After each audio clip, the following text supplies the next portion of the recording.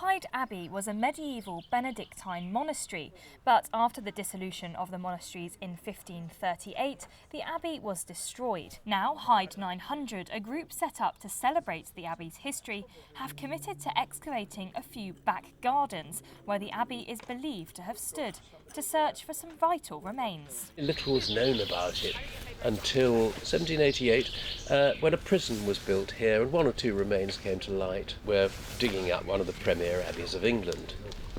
Since the dissolution of the monasteries, we've rather lost sight of what big monasteries are like, though they still exist, of course, on the continent.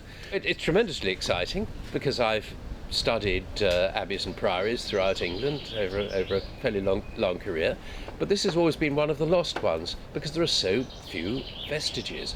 And so to get the permission of the householders of this part and have the wonderful team of community volunteers doing the work and excavating this premier abbey is an absolute thrill. There have already been 2 excavations in the area, one in the 19th century and one in 1999. In the latest dig, they found the foundations of the abbey, and this excavation team now believe they're looking in the right place to uncover another key part of the building's structure. We hope we are in the area where the cloisters are. And we think we're at the south end of the cloisters, and what we hope to find is the wall, or even better, the floor of the cloisters. What we're looking for, with the help of all the householders in the Hyde area, digging in their back gardens, is the outside parts of the abbey, because we know where the front of the abbey was, or the high altar of the abbey, because we all dug it up in 1998 and 99. It's under the car park around the corner. But every abbey of that time was laid out to a plan. They more or less had the same plan. So what we're trying to find now is where are all these outbuildings and support buildings for the abbey that was built in 1110. Lots of research went into the location of the gardens before the dig began. Everything they find will be recorded, and the whole operation requires very exact and careful management.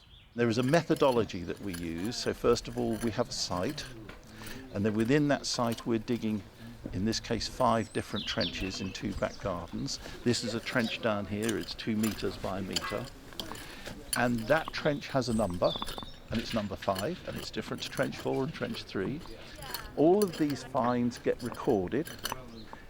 So we will have 1 bit of brick weighing so-and-so, 1 bit of tile weighing so-and-so. All these things get recorded from each of the trenches.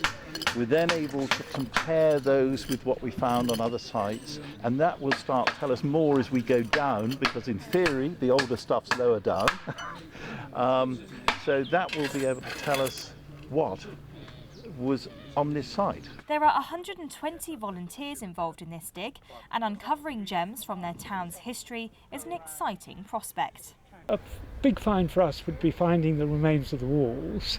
What actually we'd also like to do is find more of the kind of thing that has been found by Chris Pryor when he's been doing gardening, and that is a variety of stone, some lovely examples of encaustic tiles, Purbeck marble column, and all this really enables us to build a picture of what the abbey looked like.